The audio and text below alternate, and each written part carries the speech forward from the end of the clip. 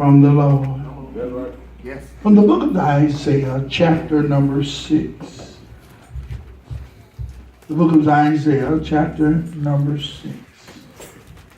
Beautification, verse number 8. Verse number 8. Isaiah chapter 6, verse number 8.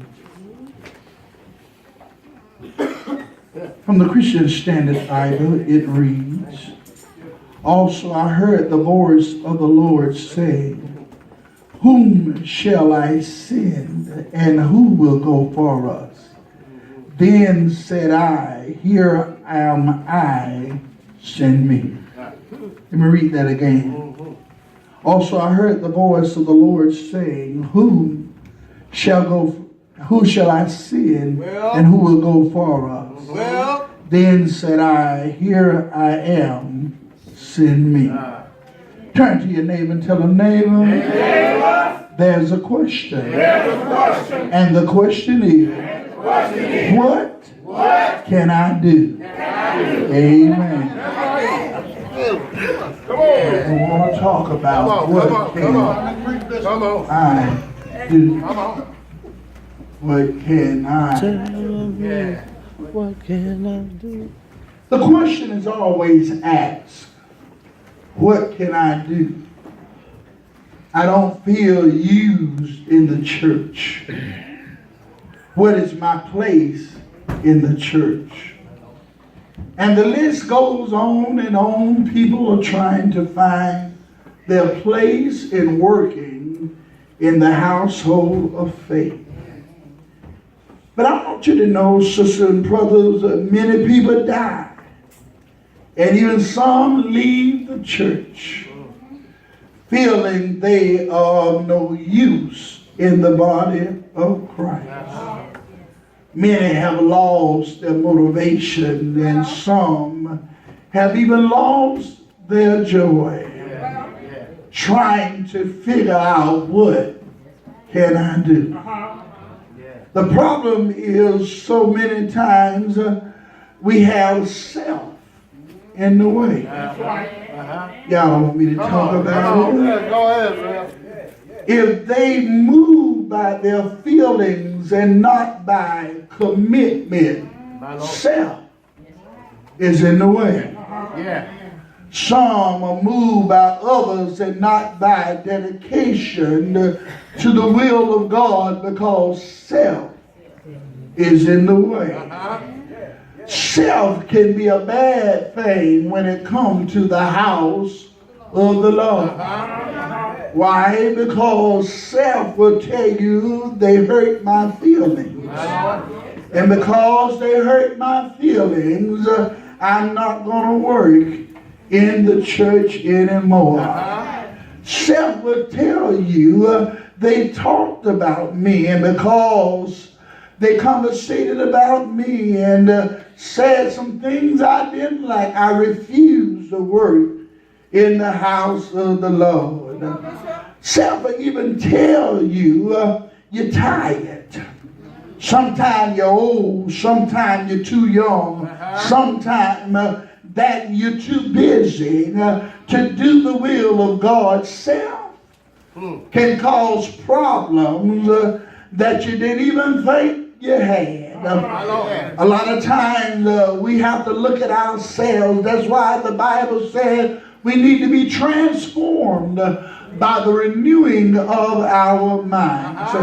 Why? Because if your mind doesn't change, the heart don't change. See, in order for the heart to transform, the mind first must transform. Why? Because when God speaks to the mind, He enters through the heart, through the mind. So in order for God to speak to us, a change must take place. The problem is, some of us still have that same old thought. The thought is, somebody is in my way.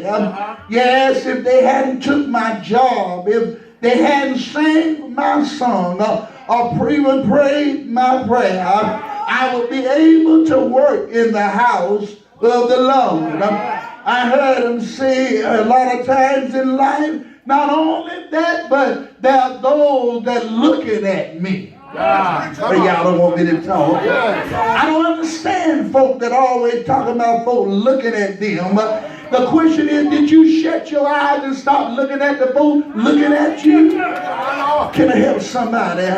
If you weren't looking at them, you would know they were looking at you. Can I help somebody?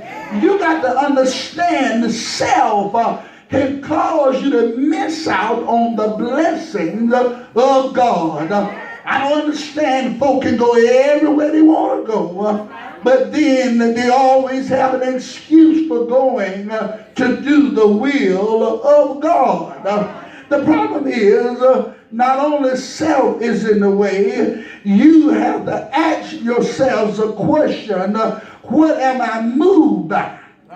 What really hindered me from working for God's kingdom building? Come on. Now, if you're moved by people, I'm sorry to be the one to break the news to you, they'll let you down. Can I get a witness? If you're moved by folks being a part of what you're trying to do all the time, I'm sorry to be the one that tell you that those same folk that push you up pull you down. Can I help somebody? Not only that, but you got to understand, you got to ask, what hinders me? Am I hindered because of people? Or am I hindered because of me? Me is a bad thing. Why? Because when you're operating in me, it means you're operating in the flesh. And the Bible says the flesh cannot please God. But he said, even in your worship, they that worship must do it in spirit and in truth. The only way you can please God is by your faith. Can I help somebody? You got to believe in what you're doing.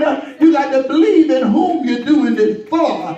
You got to believe that I can do all things through Christ who strengthens me. I may not do it like you do it. I may not handle it the way you handle it, but if I just do it the way God will get the glory, or I wish to have a witness, yes, I can move mountains by my faith. Not only what hinders me from working in kingdom building, but sometimes you need to realize that the Bible teaches us that Satan comes to kill, steal, and to destroy.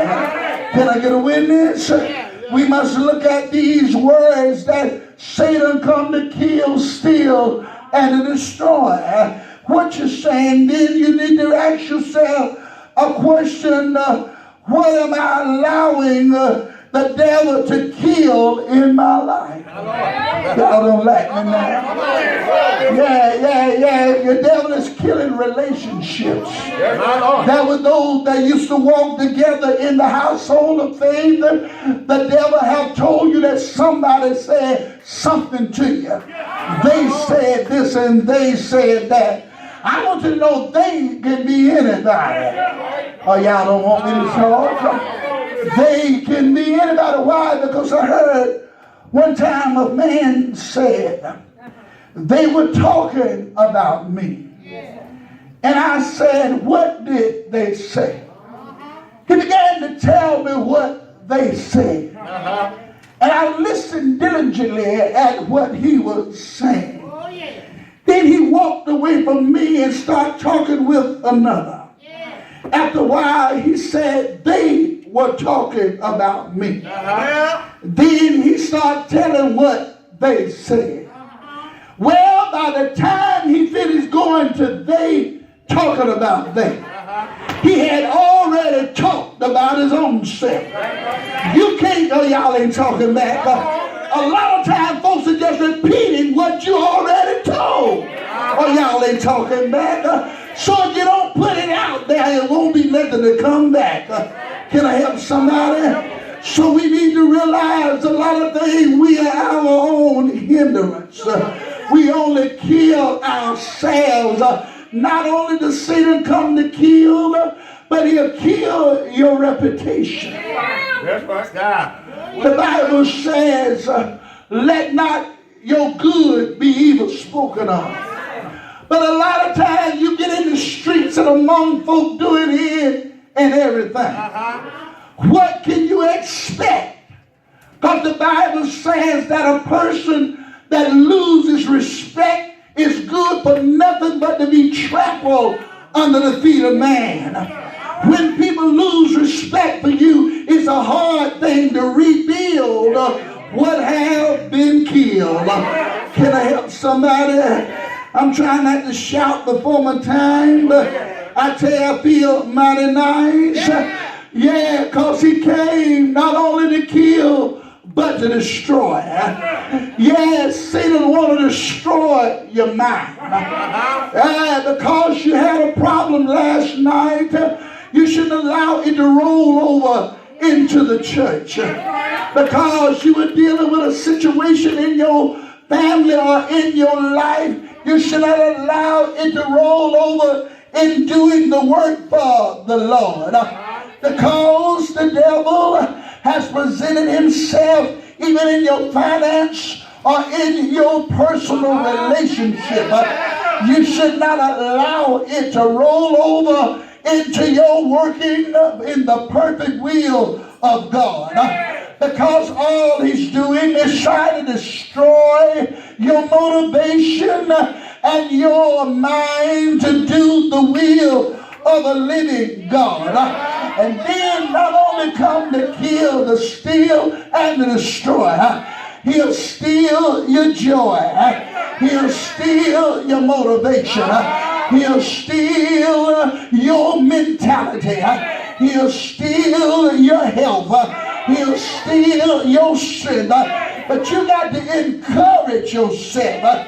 You must tell yourself it's not about me, but it's about doing the will of my Father. Not only doing the will of my Father, but you got to recognize the fact that it's what's in your heart that makes the difference. But the Bible says your heart is where your treasure is.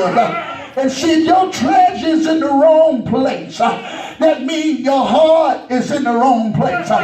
You know how it is, some of us is in relationship. And that so mean more than working for the kingdom. I'd rather go out than to go to church. I'd rather party than to give God the praise. I'd rather hang out with my friends than to go to bed and be able to worship a living God. I'd rather go to work when I don't have to go to work, rather than to give God some of my time. But where your heart is, y'all ain't saying this, but that's where your treasures are. Not only that, my sisters and brothers, you got to learn how to encourage yourself. Many times in this self, you got to speak over your own life. You got to tell yourself, I can make it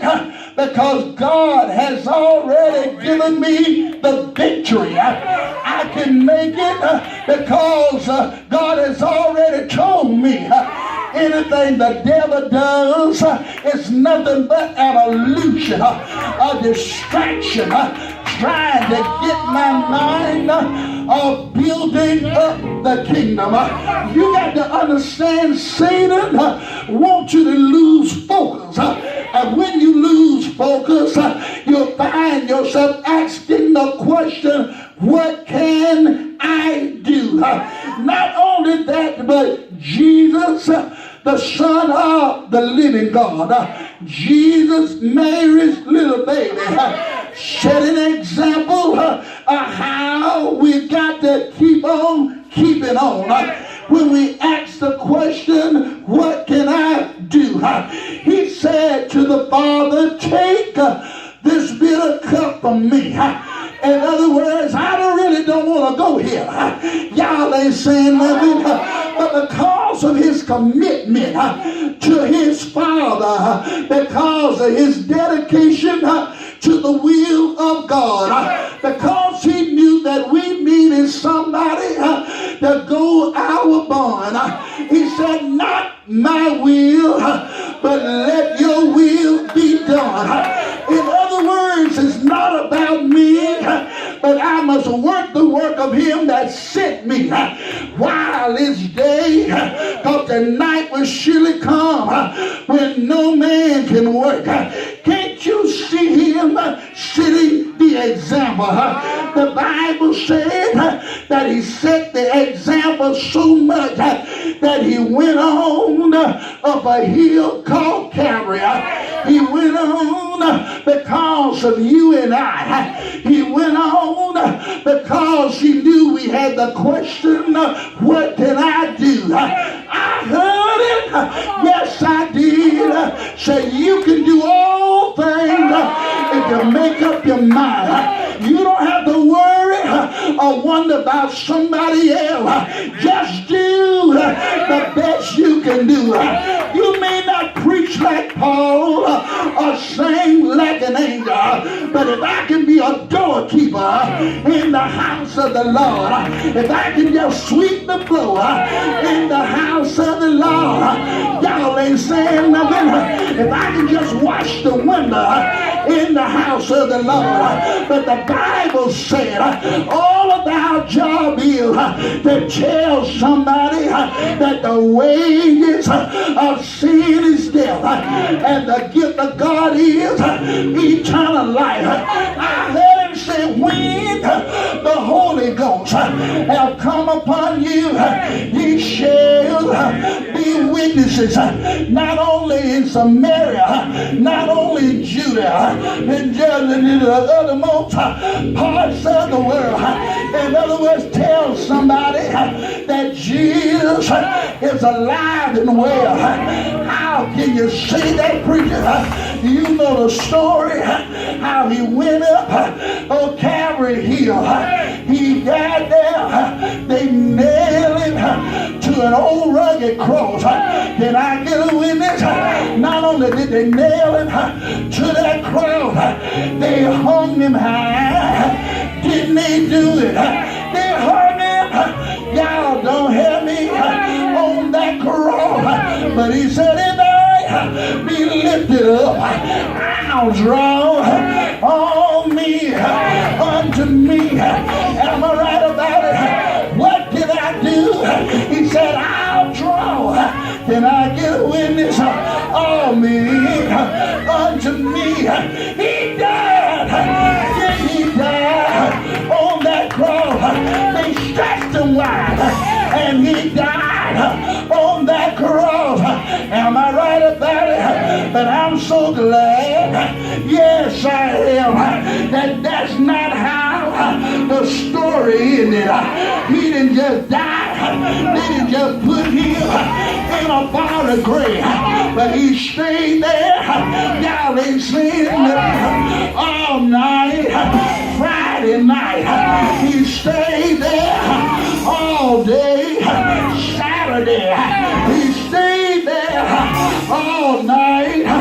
Saturday night, but early that Sunday morning, early before the rooster crowed, early before the missionary showed up at the gravesite, early he showed up because he got up out of the grave with all power in his hand.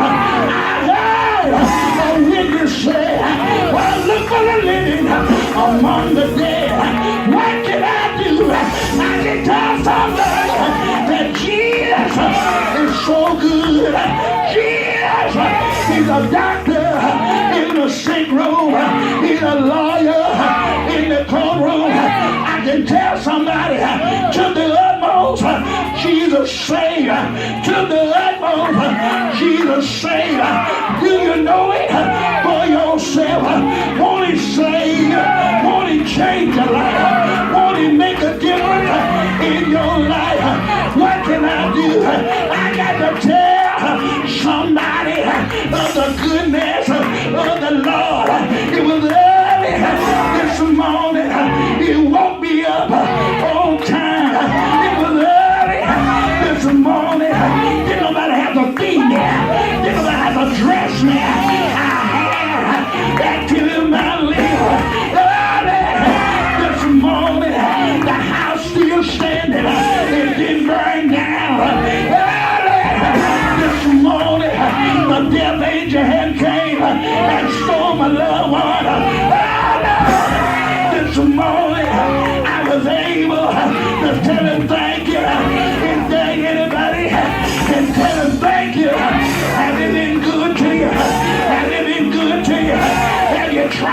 for yourself? Won't it make a way out of no way? Won't it be a friend? Sit closer than a brother. Is he all right? Is he all right? Somebody say yeah. Somebody say yeah. He's mama. He's daddy. He's sister. He's brother. Is he all right?